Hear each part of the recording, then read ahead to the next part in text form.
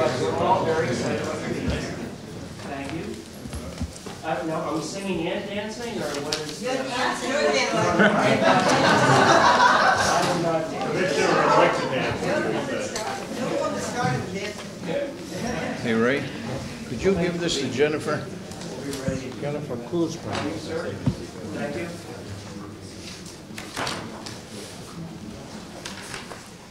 What is Jennifer doing? Writing notes? Rewriting. There we go. Okay. Thank you.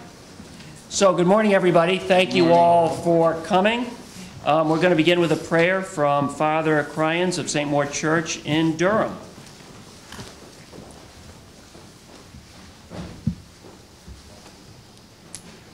Václav Havel, the first president of the Czech Republic, spoke about hope. I am not an optimist because I do not know if things will go well, nor am I a pessimist because I do not know if things will go badly. All I have is hope. Hope does not depend on the specific situation. It has nothing to do with external circumstances. In the Bible, hope is not based on optimistic or pessimistic calculations. Hope is a profession of faith in defiance of the circumstances. And so we pray. And we pray for hope-filled hearts, uplifted in gratitude as we praise our gracious and wonderful God for the opportunity to serve and to seek the common good. Yet as public servants, we would not be in the tradition of those who have gone before us if we were content to simply conserve the heritage of the past, but rather our primary goal must be to enrich it. For those who have preceded us have the right to demand of us broader vision, higher ideals, and greater accomplishments. These things, good Lord, that we pray for, give us the grace to labor for. Amen. Amen. Thank you, Father. Councilor Burton, would you like to lead us in the Pledge of Allegiance? Yes, Governor, Associate Councilors, and all in the room, please join me in pledge to the flag of the United States. I pledge allegiance to the flag of the United States of America and to the republic for which it stands, one nation, under God, indivisible, with liberty and justice for all. Thank you, Councilor Burton. Please all be seated.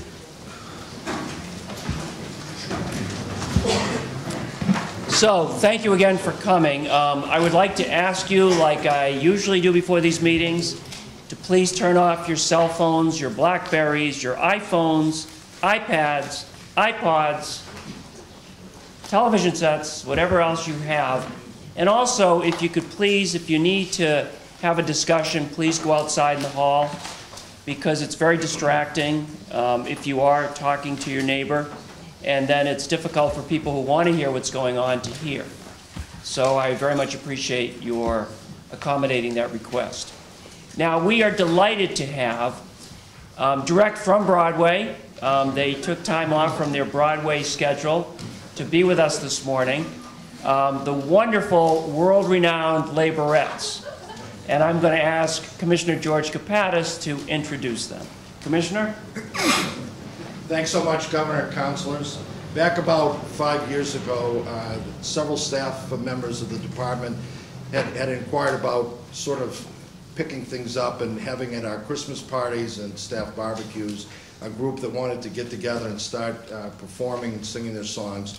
So what we've done is the governor has attended many of our Christmas parties as well as our staff barbecues. He's been so impressed with the group that he asked us to come over and perform today. And when Jen called last week and asked me, I said to myself, I hope they're all in next Wednesday, otherwise I might lose my job.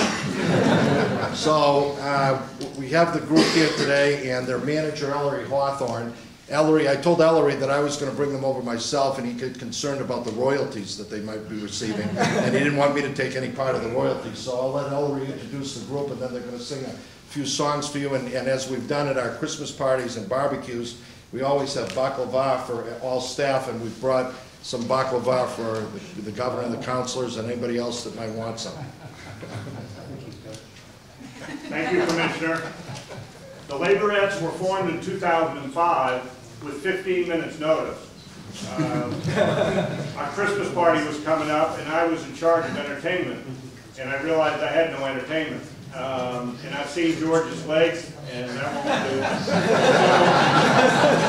I made a few phone calls, and these ladies were nice enough to accommodate. And I'll introduce them from right to left. This is Chris Bernoli with a guitar, which I might add, that guitar, that model of that guitar is the same exact model that the Everly Brothers used. Those of you who've been around that long. And the next lady is Bernie Jelly. To her left is Amy Caswell. And last but not least, Nancy Boudreaux. They will be singing 3 songs for you this morning, I believe. And I want you to know that if I get Laborettes to give me a royalty, you'll be the first to know. And Ellery, you'll get a royalty when we get paid. I'll give you the Laborette.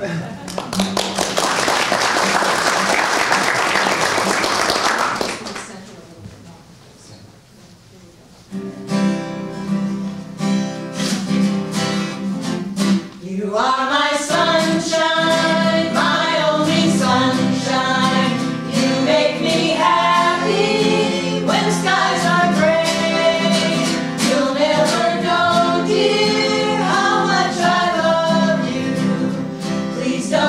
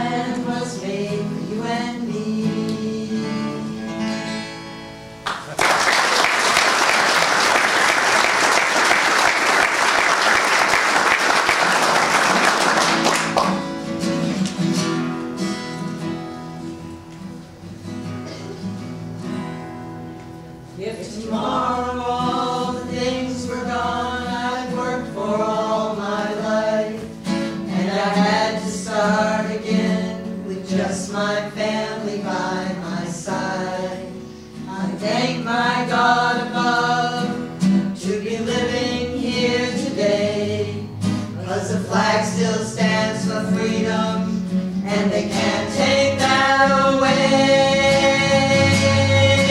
And I'm proud to be an American, where at least I know I'm free, and I won't forget the ones who died who gave that right to me. And I gladly stand up next to you and defend her still today, 'cause there ain't no doubt I love this land. God bless the USA.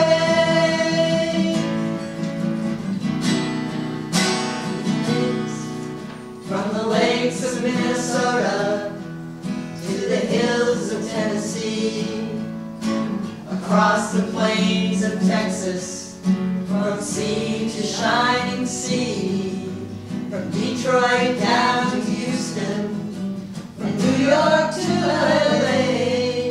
Love is pride in every American heart, and it's time we stand and say, I'm proud to be an American, where at least I know I'm free, and I won't forget the ones who died and gave that right to me.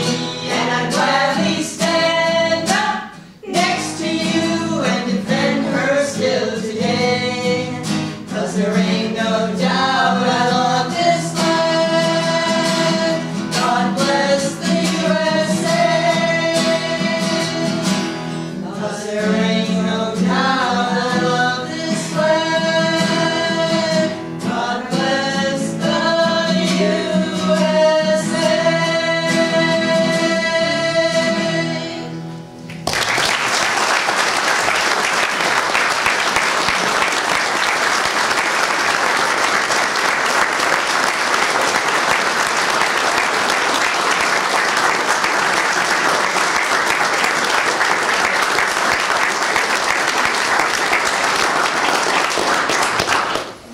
Thank you very much. That was terrific.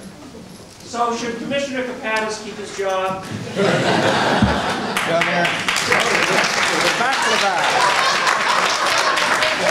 I brought the family too. It's a wonderful thing. You know, this is really wonderful compared to what we could have heard if he sang. Never ends. That was great. Thank you all very much. Thank you. Just want to get a picture of you and Fat. Just stand right. Oh, sure. Fat, Billy Crown.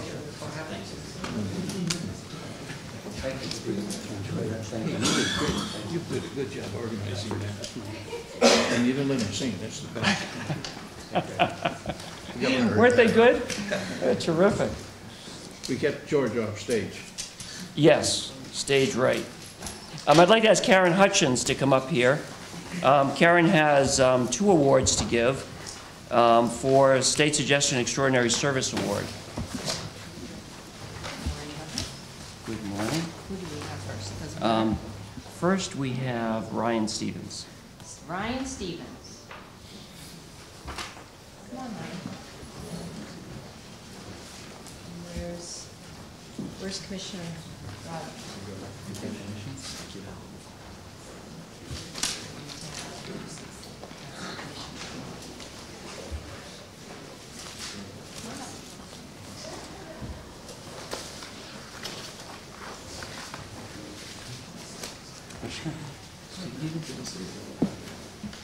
Good morning.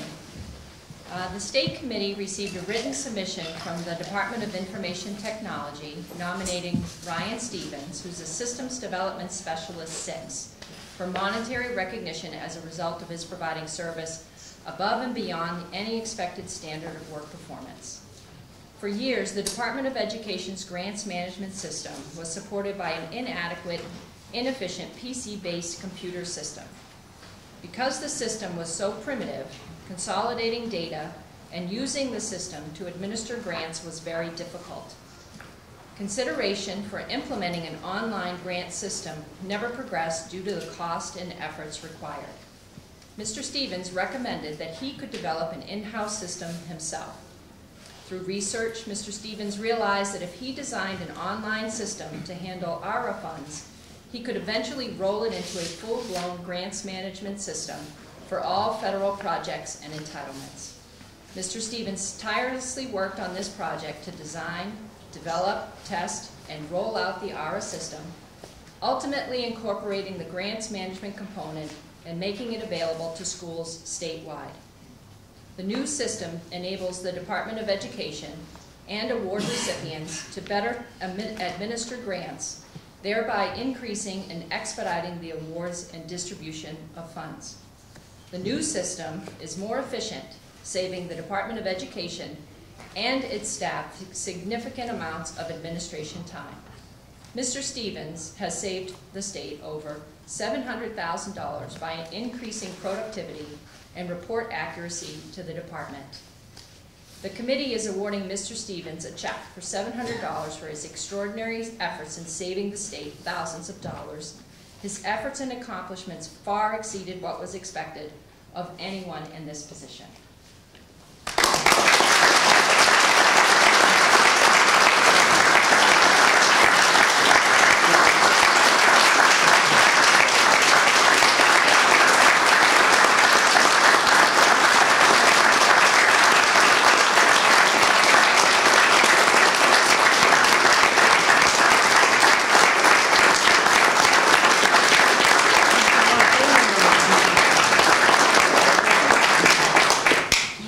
Congratulations. Thank you very much. I don't know if the commissioner wanted to say a couple. Oh, this is an example of a state employee going outside of his normal responsibilities and really leveraging this technology. We're going to share this with all other agencies, and you're welcome to use it. Great job.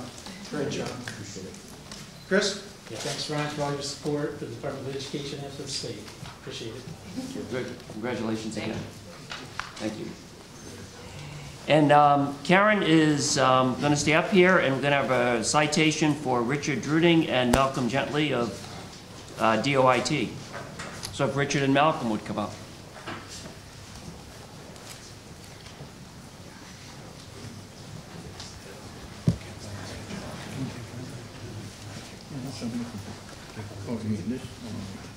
Great.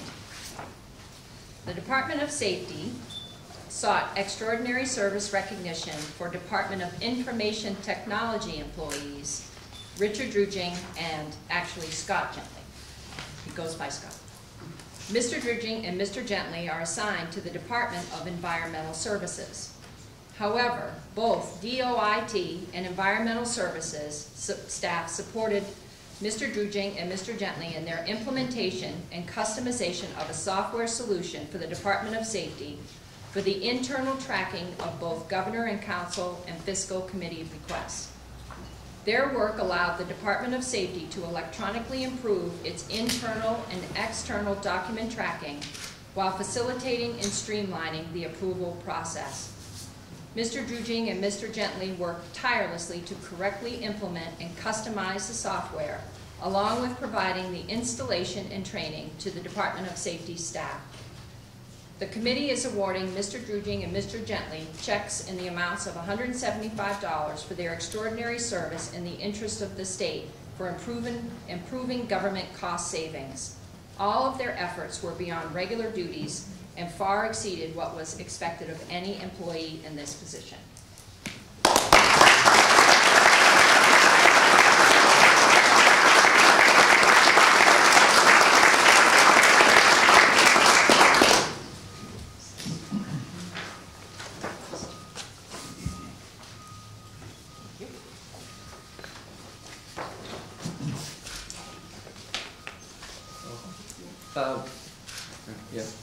If I could just say, I think the state is blessed to have gentlemen like Rick and Scott working for them. I think they're an example of the kind of dedicated employees the state has. And like the previous example, we have since shared the system with several other agencies. We have a meeting next week with Administrative Services to share it. And it's an example of how the state can save time and money in these tough times by sharing resources across agencies. And my compliments to both Commissioner Rogers for his support here and also Commissioner Burak. We support Environmental Services for giving us the flexibility to work with other agencies. Good. Well, thank you. Nothing to add. Great, Chris. Thank you. Thank you, sir.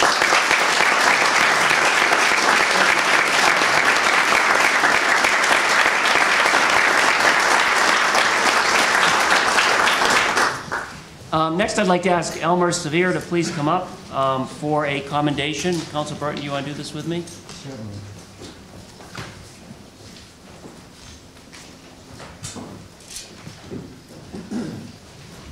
And Commissioner Wren as well. Yep.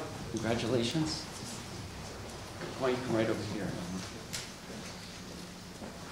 So this is a commendation for Elmer, whereas Elmer has dedicated 12 years of outstanding service to the Department of Corrections, having worked at Northern Correctional Facility since its opening in 2000, whereas Elmer has worked diligently in his role as training sergeant, helping to ensure that the Northern Correctional Facility is a safe environment for its employees and an effective setting for incarceration and rehabilitation.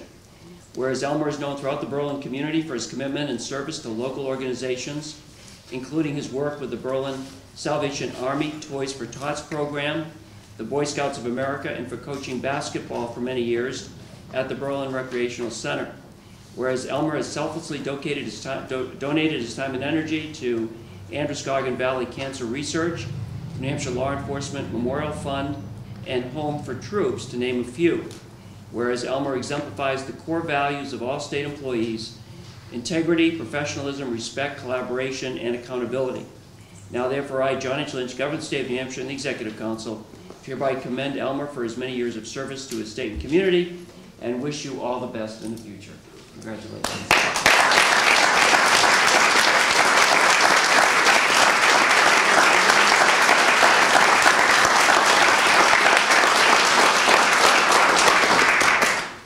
I would just like to say a couple of things about Elmer.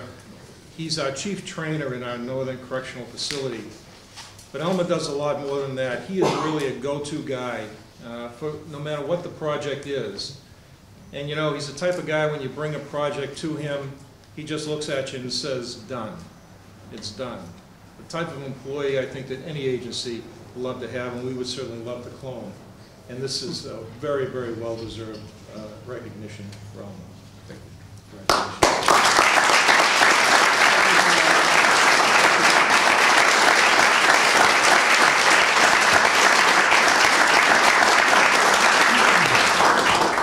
Now we have a commendation, and Council Burton, if you want to join me again for these, a commendation for WISE, W-I-S-E, and invite Peggy O'Neill from WISE to please come on up and join us.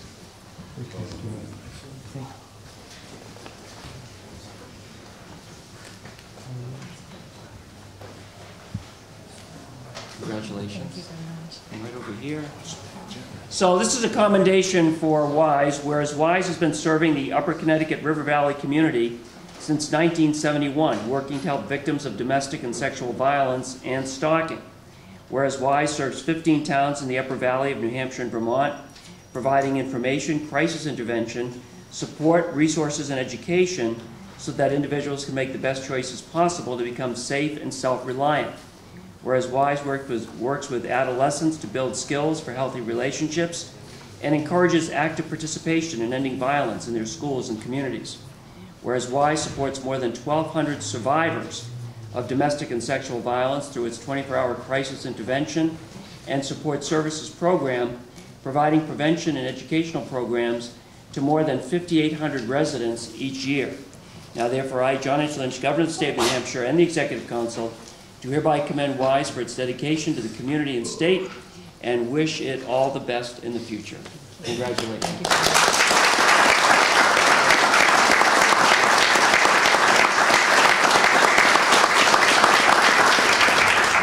Now we have a commendation for headrest and would like to invite Grafton County Commissioner Mike Cryans to please come forward. I think these three groups have been in business 40 years. All three of these have been in business 40 years. Mike, good to see you. Do you know the guy you said the bird? So this is a commendation for Headrest. Whereas Headrest was established in 1971 on the campus of Dartmouth College, focusing on those who cannot otherwise afford services. Whereas since its founding, Headrest has run a 24-hour hotline for 350,000 consecutive hours, providing approximately 10,000 callers from New Hampshire and Vermont with addiction and crisis support services each year. Whereas Headrest operates an intensive outpatient program for those facing and convicted of drug-related charges. Whereas Headrest also operates an 8-bed, clinically managed residential detox center. Whereas Headrest is celebrating 40 years of outstanding service to the community, having worked diligently to develop, maintain, and deliver effective programs that provide support to those in crisis. Now, therefore, I, John H. Lynch, Governor of the State of New Hampshire and the Executive Council, do hereby commend Headrest for its dedication to the community and state and wish you all the best in the future. Congratulations.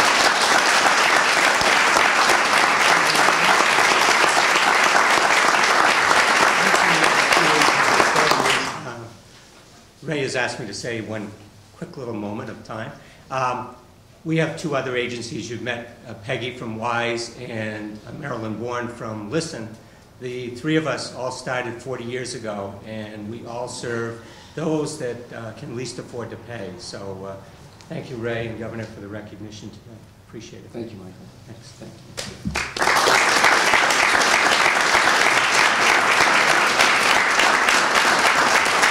And so would like to ask Marilyn to please come forward for the commendation for Listen.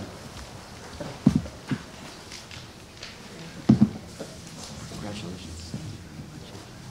So this is a commendation for Listen Community Services, whereas Listen Community Services have provided services and support to help meet the critical needs of families and individuals of the Upper Connecticut River Valley community since 1971. Whereas Listen serves the community in a number of different capacities, including hosting community dinners where individuals, families, and senior citizens gather together for a nutritious, hearty meal, whereas Listen also operates a food pantry. And last year, the food pantry provided a week's worth of food to 1,117 households, whereas Listen also assists community members during the winter months with emergency delivery of fuel, assistance to prevent a disconnection of electric service, and referrals and advocacy for public programs or resources. Whereas Listen is supported by its thrift stores and through generous donations from residents of the Upper Valley. Now, therefore, I, John H. Lynch, Governor of the State of New Hampshire and the Executive Council, do hereby commend Listen Community Services for its dedication to the community and state, and we wish you all the best in the future.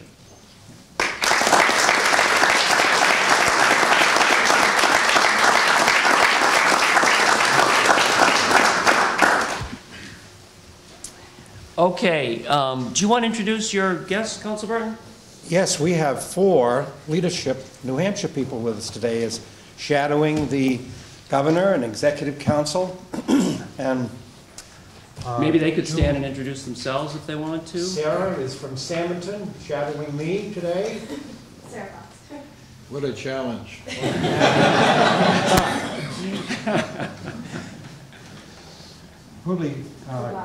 Hawali Campbell over here is shadowing all of us, including you. That's a full-time job. And Julie Barron is shadowing This guy. Lamont Cranston. And Mark Whitney is shadowing. Governor Lynch. Well, that's good. And the esteemed council. Thank you, Governor. Leadership is very much a part of It's a great program. Okay, I'd like to call the meeting to order and ask for a motion to approve the minutes of October 26th. Second. Any discussion? Hearing none, all those in favor signify by saying aye. Aye. Opposed? Motion carries. I'd like to ask for a motion to confirm the list of civil commissions. Move. Second. Any discussion? Hearing none, all those in favor signify by saying aye. Aye. Opposed? Motion carries. I'd like to place in nomination the list of civil commissions. Is there any discussion? Councilor St. Hilaire. Thank you, Governor. I'd like to add the name of Heather Mortensen from Allenstown, New Hampshire for Notary Public. Okay. Any further discussion? Okay, with that, I'd like to go to the resignation section of the agenda. Ask for a motion to accept the resignation of Charlotte Hood Quimby of Lebanon from the Board of Licensure for Alcohol and Other Drug Use Professionals. Governor, I will move we accept Charlotte's resignation. Sorry to see her leave this, but her letter explains why, and I'm going to write her a letter of thanks for her service. Okay, we have a second. Second. All those in favor signify by saying aye. Aye. Opposed, motion carries. Motion to accept the resignation of Catherine Dowd of Concord as Assistant Director of the Division of Homeland Security and Emergency Management. Governor, I move we accept the resignation of Catherine Dowd of Concord. Second. Second, any discussion?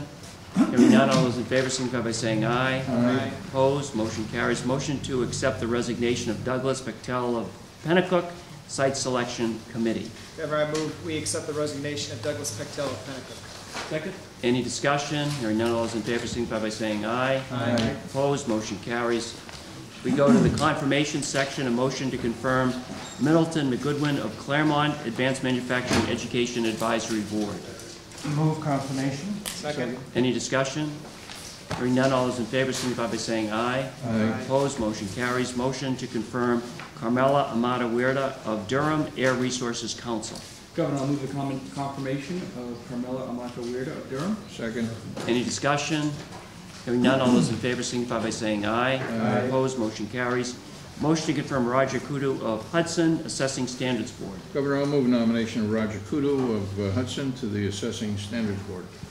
Second, any discussion? Hearing none, all those in favor signify by saying aye. Aye. Opposed, motion carries. Motion to confirm Meredith Hatfield of Concord as consumer advocate. Governor, I move the confirmation of Meredith Hatfield of Concord. Second. Any discussion? Yes. Go ahead, yes? Thank you, Governor. Meredith Hatfield obviously is serving this position now.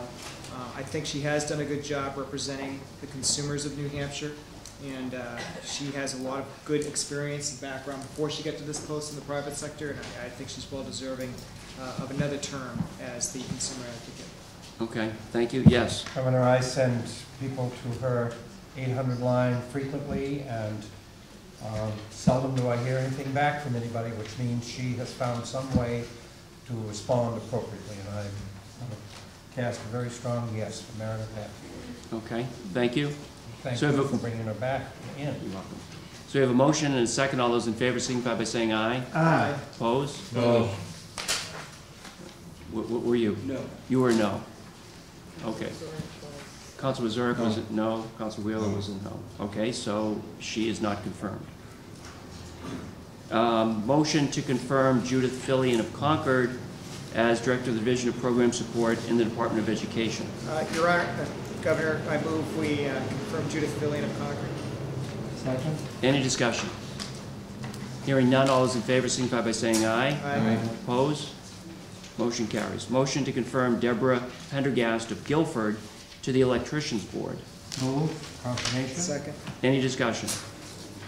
Hearing none, all those in favor signify by saying aye. Aye. Opposed? Motion carries. Motion to confirm Elizabeth Christensen of Belmont Family Mediator Certification Board. Move confirmation. Second. Any discussion? Hearing none, all those in favor signify by saying aye. Aye. Opposed? Motion carries. Motion to confirm Richard McGahee of Hooksett Fire Standards and Training Commission. Governor, I'll move a nomination of Richard McGahee of Hooksett. Second. Any discussion? Hearing none, all those in favor signify by saying aye. Aye. Opposed? Motion carries. Motion to confirm John Irwin of Laconia Lakes Management Advisory Committee. Move confirmation. Second. Any discussion? Hearing none, all those in favor signify by saying aye. Aye. Opposed? Motion carries. Motion to confirm David Packard of Goffstown Lakes Management Advisory Committee. Move David Packard of Goffstown. Second. Any discussion? Hearing none, all those in favor signify by saying aye. Aye. Opposed? Motion carries. Motion to confirm Frederick McNeil of Manchester, New England Interstate Water Pollution Control Commission. I'll move nomination of Fred McNeil of Manchester. Second. Any discussion? Hearing none, all those in favor signify by saying aye. Aye. Opposed? Motion carries. Motion to confirm Jeffrey Huntington of Loudon, Pesticides Control Board. Move we confirm Jeffrey Huntington of Loudon. Second. Any discussion? Hearing none, all those in favor signify by saying aye. Aye. Opposed? Motion carries. Motion to confirm Gino Marconi of Stratham, Director of the Division of Ports and Harbors. Governor, I'll move the nomination of Gina Marconi. Second. Any discussion? Governor, Yes. If I might, I just want to say Gino's continues to do a tremendous job down there. It's not an easy job dealing with a lot of the different factors in Portsmouth with ports and harbors, and so very pleased to have him want to come back and continue serving that position. Thank you for saying that, Counselor. Yes. Governor, I had the opportunity to meet Gino's mother last week. It was a pleasure, and just as a point of interest, I had asked her if Marconi, the person who invented the telegraph, was related to them. She said it was their great-grandfather or great-great-grandfather. So we have that distinction of the person who invented the telegraph being connected with New Hampshire. Well, that is very special. That's very special. Did you know that, Council Burton? No, I did not. I learn something every day. What year did that invention happen? Council Burton was how old when that happened?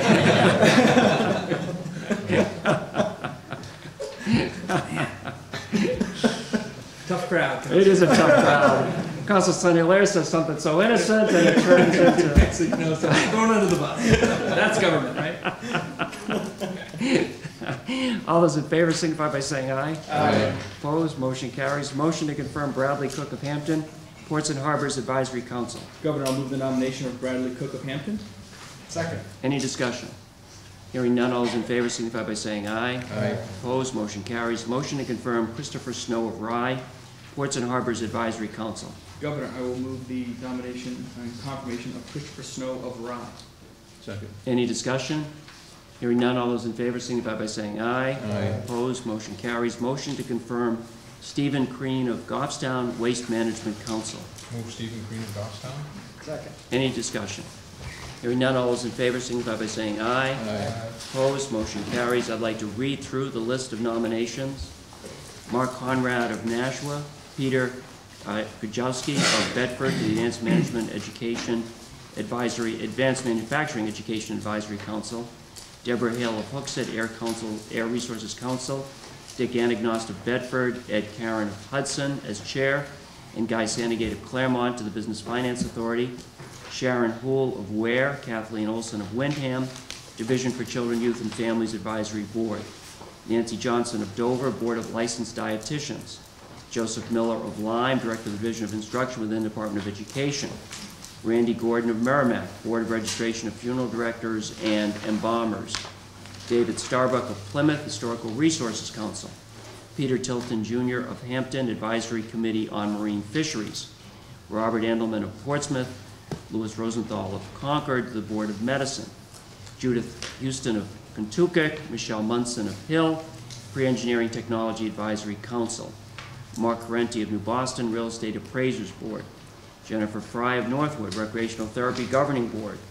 Herschel Sosnoff of Silver Lake, New Hampshire Retirement System Board of Trustees, Michelle Tremblay of Boscawen, Rivers Management Advisory Committee, Peter Steckler of Exeter, Site Selection Committee, Christopher Clement of Durham, Commissioner of the Department of Transportation, Richard Shannon of Manchester, Volunteer New Hampshire Board of Directors, and Stephen Garside of Henniker to the Water Well Board.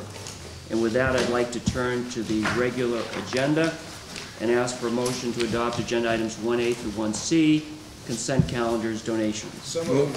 Second. Any discussion? Hearing none, all those in favor signify by saying aye. Aye. Opposed? Motion carries.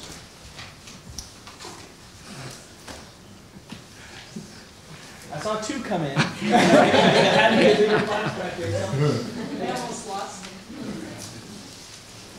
Well, we probably should say hi to the students before we get into the Business Finance Authority. We have all the students here? From Peterborough. From Peterborough, okay. Hi, David. Go ahead, Counselor. Welcome to the Governor and Council meeting. I'm Councilor Wheeler. I represent Peterborough. These are my fellow councilors and the Governor.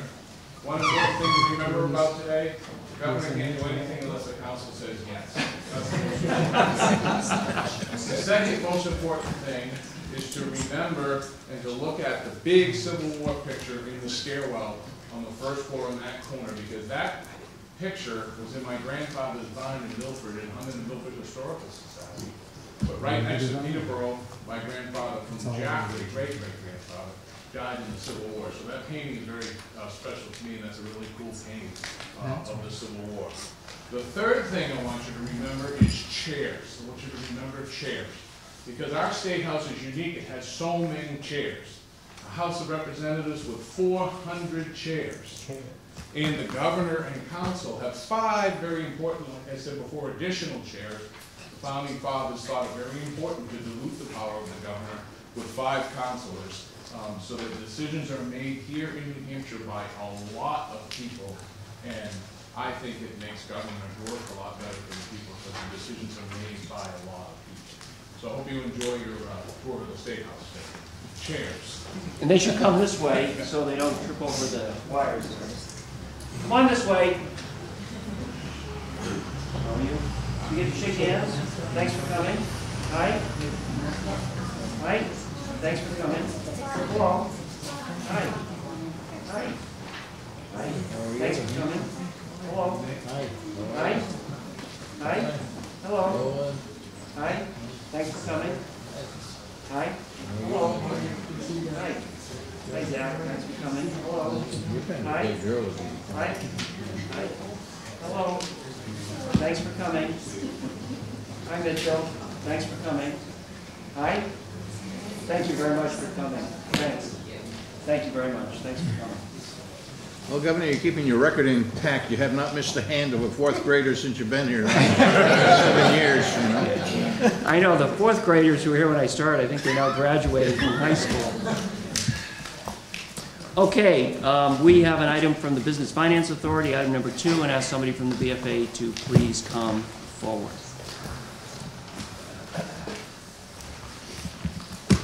Good morning. I'm Michael Donahue. I'm the Senior Credit Officer at the Business Finance Authority. First request today comes from the Rockingham County Economic Development Corporation and falls under the BFA's Aid to Local Development Program.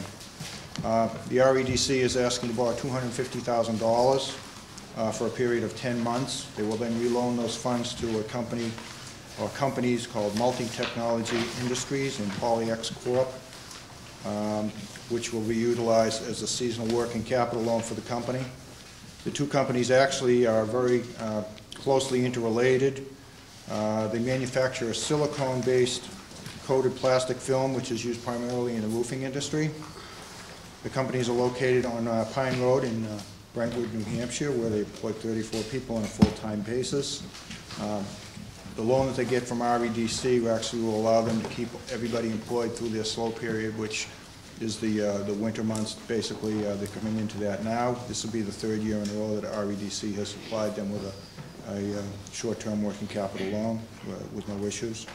The REDC itself is a nonprofit regional economic development corporation. They're located in Exeter, New Hampshire. They serve most of Rockingham County as well as some eastern sections of Hillsborough County. REDC has approached us for this loan on the basis that rather than tying up to $250,000 out of their revolving loan fund, they wanted to borrow the money from us and leave that money available for other businesses in the region that may have needs in the upcoming 10-month period. Okay, any questions? Yeah. Councilor Uzur. Yeah, Jack, you know, obviously after the years that I've been watching these contracts that come through here, this is the first time I think I've seen one that is designed to carry somebody through a slow period. I've never seen one like that. Is that unusual, or is this the first time you've done it? Well, the company actually has a full line of credit through a local bank. The bank is unwilling to increase that during the seasonal period. So 3 years ago, they approached REDC for some interim financing. Rather than lay people off, it allows them to muddle through because their sales will drop off as we go into the winter season. They can keep these people working. When activity picks back in the spring, they paid it off. They've done it 2 years running with REDC. We have seen similar loans to this that may only last for about a year or so in the past. This one is unique in that it's only 10 months and strictly a seasonal thing that the REDC is trying to provide. That in itself is unusual because usually economic development agencies don't work in providing lines of credit, which is the way this has been designed to work for the company. Obviously, they must do very well, or you wouldn't be able to carry this through a slow period until you get to a period where you can really pay this back. I often wondered, what do people do, you know, during a slow period when there really is no business and you still keep people on? It's a tough decision. I know It's a tough very decision. What they do is they build up their inventory so they're ready for the spring is that season what they're when the doing? sales start. That's what they'll be doing in the winter months. They'll keep people employed, you know, still manufacturing the product. And so when they're ready to roll it out and the activity picks up in the spring, they'll be ready to go. Thank you. Councilor Sununu, did you have a question? Councilor St. Hilaire? Thank you. The other two loans, were they for the same period of time, 10 months, and were they paid off? Yes, they were. Thank you. Councilor Sununu? A couple questions. The collateral here is by a second lien on all business assets? REDC will take a second lien on all business assets. Our loan is actually going to be to REDC, so technically the loan is to them, not to the company. They turn and reloan that money to the company. What they do is they will assign us an interest in that loan, so if anything happened to REDC in the 10th-month period, we... Is the state subordinated by something? Is there... Well, yes, there is an existing line of credit that a bank has. I think it's about $1 million. In that, they have a first lien on everything, so that's why this will be... So they've exhausted that line of credit? They've exhausted the line of credit. I don't know where, I couldn't tell you where that line of credit stands today, but it does go up and down. It has been in fact, but the bank has been willing to raise that to get them through the winter period. They are or are not? They have not. They have not. And they're personally guaranteed by the company's 3 principal owners. That's correct. That's fine, and I see a sentence here, but that means nothing to us unless I know what the owners are worth. I mean, I have a sentence that says that the collateral is the second lien on business assets. I have no idea what those assets are. Right. And 3 principal owners. Well, right. They could be worth nothing. So there could be no, for all I know, there's no collateral there. So what I'm saying is we need more information. We can provide that for you. What we've done in the past, Counselor, is if you want to see some financial information, let us know before. When you get the package, we'd be happy to send it to you rather than make it part of a public package. Whatever the collateral is, you got to tell us what the collateral is. Ditto. Okay. You're not telling us what the collateral is. You're telling us who holds the collateral, but okay. Well, the business assets basically made up equipment, inventory, accounts receivable. Okay. That's what we'd be talking about. And so the banks are out there saying, "Yep, these guys have successfully paid off their loans for the last 2 years. It works, but they're still not willing to do it. They're not willing to make a little money."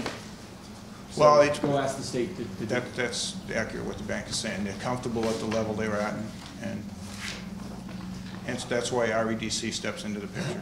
How much in loans does the BFA, a straight loan, this is a strict loan, it's not a loan strict guarantee. Loan to REDC. So how much does the BFA have out right now in total?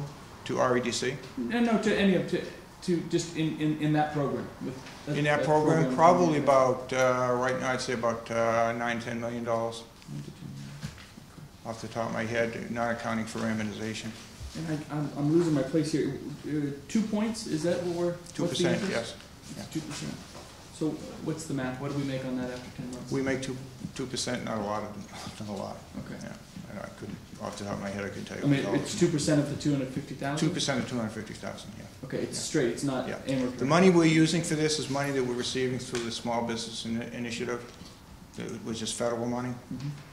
So we can price it at a lower level to give it for the economic development agencies, so they can price. They don't have to price it as high in order to get a fair rate of return on their end. I mean, because of the history, I'm fine with it. But in the future, I mean, I don't want to just because I don't want to ask. I don't think we want to ask every time. Yeah. Every time we get one of these, and I know we've asked before. We really want to see what the collateral is. Okay. What's really backstopping? It's not who owns the collateral, but what is it? If it's personal guarantees, we want to see their finances. Okay, business assets, we'll send them up. Assets and what the balance sheet is on those. Okay, we would send those under a separate cover, if that's okay. That's fine. So that's non-public information. Yep. Okay. Further questions on this one? Now, this is a public hearing. Anybody from the audience wish to speak to this item? Joe, come on forward. Would you introduce yourself, please? How forward would you like me? You can stay right there, that's fine. Okay. I remember when Ruth Griffin was here, she didn't like me hovering over her. But I like Chris. He likes it better. I like his questions. I sent you all, except for the governor, I don't have your email address, Probably that's good, right? Public information, so. Yeah. Well, anyways, to follow up on what Chris asked, I think that information, I would hope that it would be public information because they're asking for public money. And you said federal money too. So that their personal guarantees should be open. That's what I think. No, you're saying no? No. Mike? Okay. Put yourself in their spot. You're looking to borrow money from a lender, and there's a SBA or a state agency involved providing guarantee or what have you, and you're going to put your personal information out there for everybody to know. Well, if you don't want the money, then you don't have to give the information. Is there a law that requires that you do not release that information publicly? I couldn't tell you if there's a law, it's just for common practice. I don't know the answer to that, Councilor Stevens. We can look into that and get back to the council. Well, in that regards, I would suggest that you table this until that is decided. And one of the other things that I wanted to mention too is RSA 162A13, Roman numeral 3A, says that there has to be an independent appraisal of the property. Is that going to be done, has that already been done past tense, or will that be done in the future? I believe that only applies to the guarantee asset program. Oh, that's the number 3 coming up, the next one. No, that's not the guarantee asset program either, Joe. There's the guarantee asset program is a program that requires a fair market value appraisal on the collateral securing the loan that we're being asked to guarantee. Neither one of these credits fall into that loan program. Okay, I'm sorry to ask that then. I just got the material from the Executive Council Secretary earlier today. I wished some of this information was online, so I wouldn't have to at the last minute try to extract it. I do appreciate you giving me the two blue folders that I see the councilors have too, which gives some more detailed information.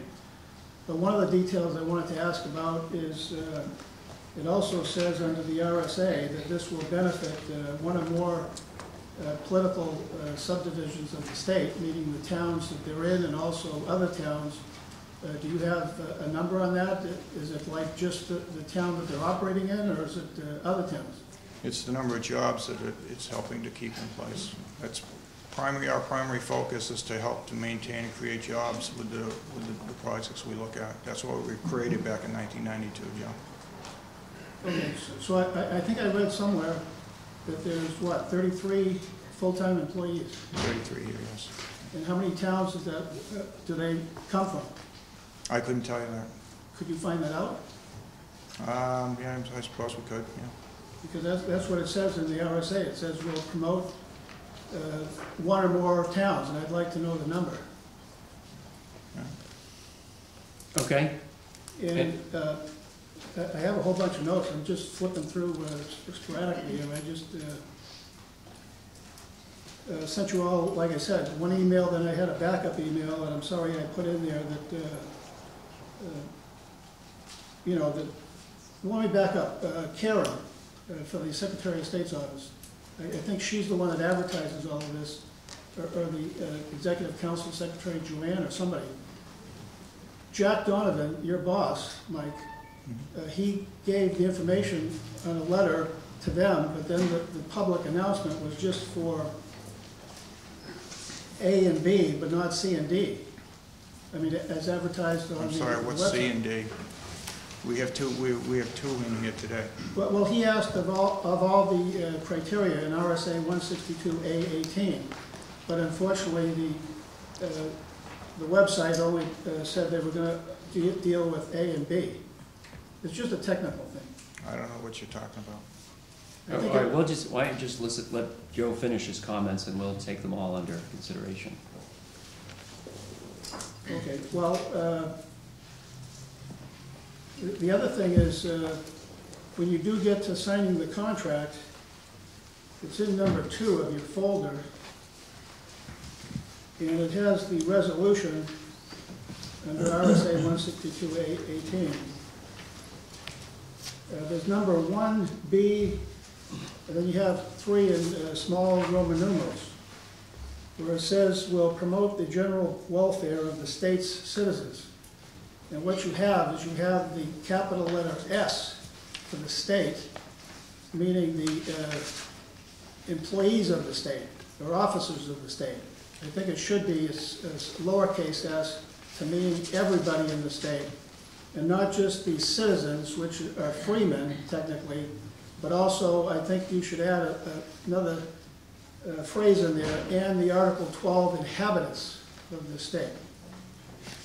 And I say that because you all, I appreciate Ray Burton, I sent you all an email, trying to get this federal issue resolved with Bill Gardner's office. You said federal funds earlier. I mean, Dick Marple, he'll give you a whole rundown of his problem of trying to get his $100 a year salary as a former state rep not paid off in Federal Reserve notes, but actual lawful money. So when I see a capital letter S, it's like not Superman to me. It's just the worst. So, and then if you compare that to the other booklet, you do have the small letter S in the other document. And I would just like to say, the bottom line is, would you please correct that? We'll look into that, Joe. Do you have other comments, Joe? Because we need to move the meeting along.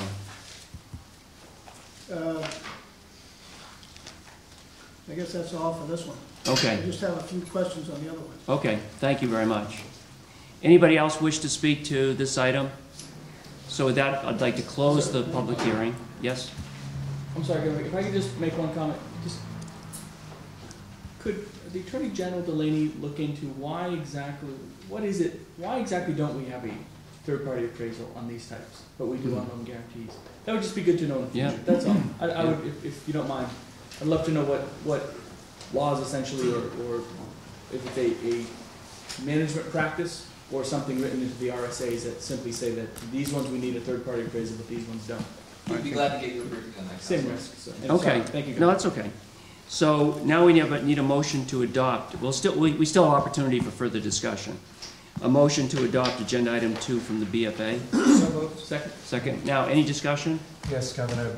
Mike, these items, before they get onto our agenda, go through the BFA board. That's correct. And which we appoint. That's correct as and well. they select staff to prepare this information. Yes. And when these went through, were all members present? Yes. And what was the vote of the board? This was, for all members that were present at the meeting, it was a unanimous vote, yes. Okay. Thank you. Okay. Any further discussion? We need a roll call vote, please, Karen. Council Burton? Yes. Council St. Hilaire? Yes. Council Sununu? Yes. Council Mazora? Yes. Council Wheeler? Yes. Okay. Thank you. Item number 3. Mike? Yes, our next item is a request from the Centrix Bank and Trust, and this falls under the BFA's Working Capital Guarantee Program. Centrix is seeking a 75% guarantee on a $500,000 working capital line of credit to be provided to Boyce Highlands, Inc., which is located on Whitney Road here in Concord, New Hampshire. The company produces high-end architectural moldings used primarily in the hotel, resorts, and upscale homes. The company has been in existence since 1978 and is in the process of being sold by the original owners. They're looking to retire. We have 3 employees of the company that will be taking over the company. 2 of them have been with the company for over 10 years. The company does employ 33 people full-time. The line of credit that's being provided by Centrix, or to be provided, will be used to service the working capital needs of the company.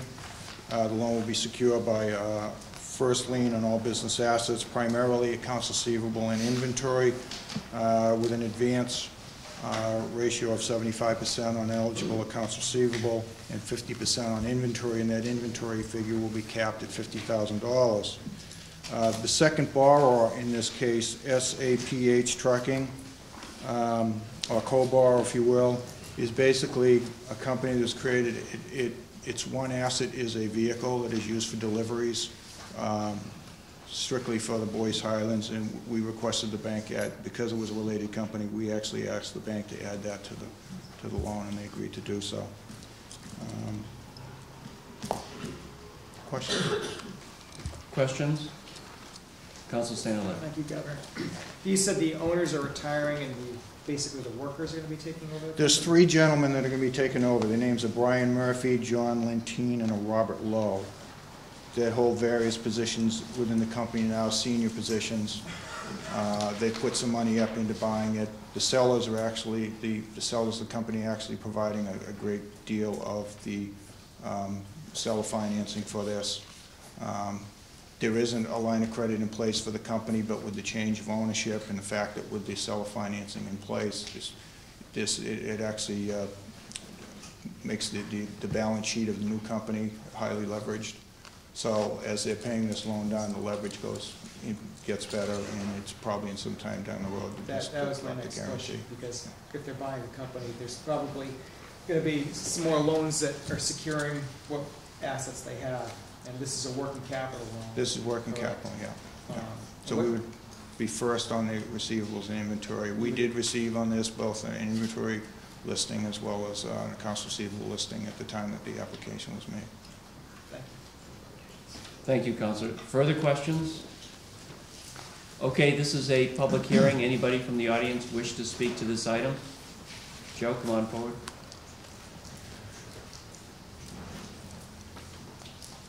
To follow up on what I said earlier, I was hoping that one of you would also ask the Attorney General to put it into policy that when these papers are submitted to you, that also they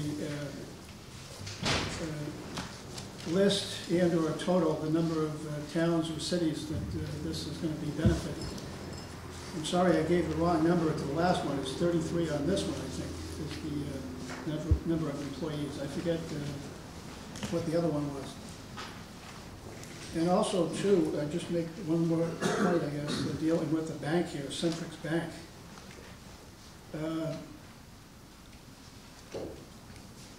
The pastor said earlier something about faith. And if you go into RSA 162A13, Roman numeral 1, it says the full faith and credit of the state shall be pledged for any such guarantee. So if this is a default, then the taxpayers end up paying. And the credit is what I'm getting at. Is in my email to you, I asked you which definition of the word credit are you going to be using. There's 10 different definitions according to my American Heritage Dictionary 1973, page 169. And I know that all of you are busy on other stuff, but I mean, I got this and I sent it to you 8 o'clock yesterday morning. And it's been a whole day to look at it, and I don't know if any of you have actually read it. But my point is, this bank, I'd like to have this bank investigated before it is accepted to do business with the BFA. I'd like to find out, do they, when the IRS says, well, one of your depositors, we're going to lien his account, or her account, or their account for a business, how many cases has that happened to? That's what I'd like to know. Okay. How's that germane to the credit itself? What's that? How's that germane to the company itself and their qualifications to borrow money? Well, it has nothing to do with the incorporated company or the LLC. It has to deal with the middleman, the bank. I've had dealings with banks, and it's bad news. And I just think that before you all sign, you ought to figure out, well, who are you dealing with? Councilor Zurich? Yes, I'm familiar with this bank. I know most of the people there quite well that are in management, upper management. This bank has come a very, very long way from its inception. And I think they do a pretty credible job. I wouldn't be afraid in the least of the negotiations you have with that bank, because like I said, they're very honorable. They've done a great job. I've watched them in the marketplace, and they're doing and performing very well. Year after year, all of the numbers are looking very good. Do you have any additional points, Joe, that you wish to make? What I'd like to say to that is, if the state citizens and/or inhabitants are going to be backing this up, then I just don't want the bank extracting money for Uncle Sam and getting a kickback from Uncle Sam to pay off what this company should be paying up. Okay, well, we'll take that under advisement. Thank you, Joe. Yeah, thank you. Thank you. Okay, we have, I'd like to ask for a motion to adopt agenda item 3 from the BFA. So moved. Second. Any discussion? Hearing none, we have a roll call vote, please. Council Burton. Yes. Council St. Hilaire. Yes. Council Sununu. Yes. Council Resort. Yes. Council Wheeler. No. Thank you.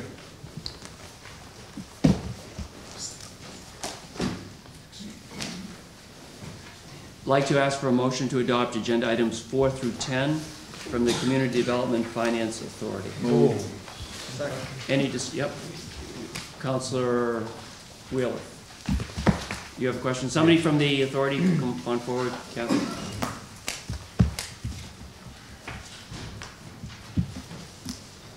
Good morning. Good morning. Hi, Kathy. I was hoping to get a definition of capacity funding, and that's what's on the front page. And I Sure. read through the item and really couldn't tell where this money was going, or perhaps maybe whether it's been decided, exactly where it's going. So if you Sure. could help me with that a little bit, please. The application that we received was from the network of 10 regional economic development corporations, nonprofits throughout the state that cover the full geography of the state.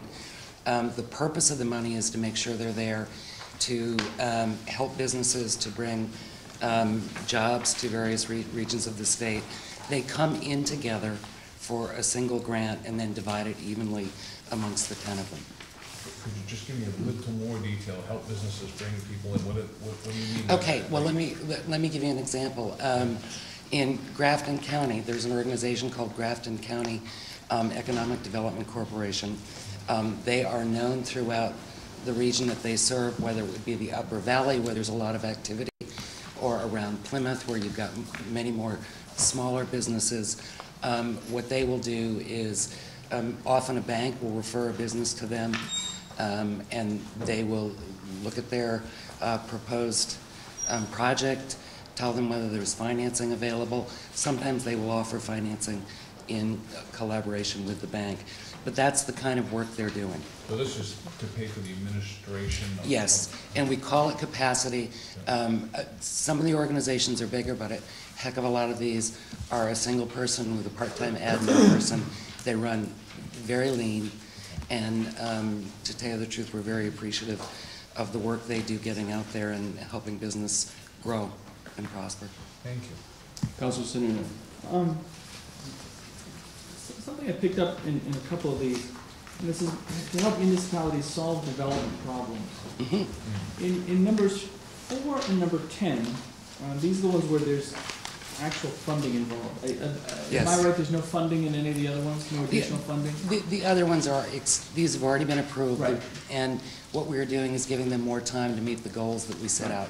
So again, and that's on numbers 5 through 9, am I reading that correctly? Yes, that's correct. Okay, so those are just a timeline.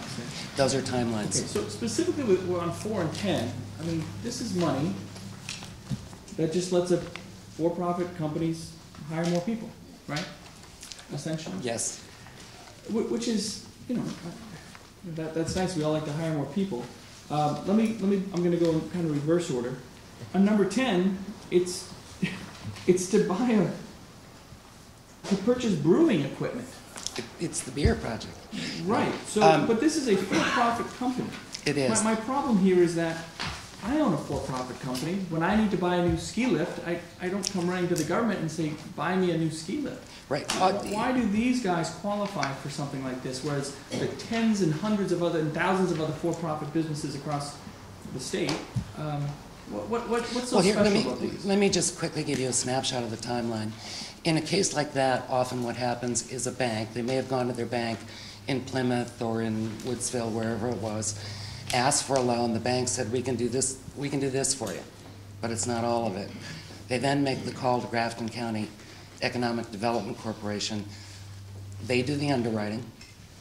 They then say, look, we think we can help with this piece of it, but the money you borrow, and this is a loan, at the rate that the bank is charging, the money you borrow is going to be linked to the number of jobs that you create. So you're working very similar to the BFA. Yes. Very similar capacity. Yes. So it's not a grant. It's a grant. It's out of the grant fund, but it's a loan. It's a grant to the all of the requests that come to us come from towns, cities, or counties. Our customers are the municipalities. But they're what I'm getting at. They're passed through to a private business. Right. Well, yeah, exactly. We make the grant to them. They make a grant, in this case, to Grafton County Economic Development. Grafton County will loan the money. Okay. And as the principal and interest comes back, they get the benefit of the spread, the interest, Grafton County does, but they also get that principal coming back so it can be loaned again. Why doesn't this is you're doing exactly what the BFA does? Why don't we have two very similar groups doing the exact same function, but with different boards and different controls and different everything? I mean, as most people know, I'm never all that comfortable with what the BFA does, to be honest. But their board is very prudent. They have a long history of doing it, and there's a history there that gives me at least a little bit of comfort. I don't know what I mean, how are these guys, the local development groups? I mean, they're loaning money. I don't know what their criteria is in picking projects. I don't know. I'm not comfortable with this at all, frankly. Right. You know, if it were a straight grant, if you're providing a pass-through for certain grants, I mean, then I wouldn't mind it so much. But I have a real hard time. We're essentially doubling our efforts with a group that, as far as I can tell, isn't as qualified or doesn't have a history that a group like the BFA does necessarily. Well, I would like the opportunity to get your comfort zone up on the underwriting, and I think I probably can't do it today, but I'd be happy to get back to you and we can talk underwriting and process. We do feel it's important to have that geographic reach. These organizations are located out in the counties, and we think that's important, and that may be the key difference, other than getting you comfortable with the underwriting. Again, the other difference being that the BFA is essentially financially self-sustaining. I mean, technically, it could come back to the state general fund, but it never hasn't. Right. And rightfully so, in Jack Duncan's own words, if he ever has to ask the treasurer for a check to cover a bad loan, he should be fired. And luckily, we've never even come close to that. They manage themselves very, very well. But here, it's not the same. You don't have the same I don't know because I don't have the information, but I'm guessing you don't have the same financial stability that the BFA does. So therefore, if the loans were to go bad, it's a much higher risk, is what I'm getting at. Yeah, certainly there's risk, but the only reason for us to be in that market, because what we do not want to do is replicate what our financial institutions can do in the state. It's going to be a little bit higher risk market. I can tell you that the losses, I just looked at this, but between 2001 and 2006, I think it was, a 5.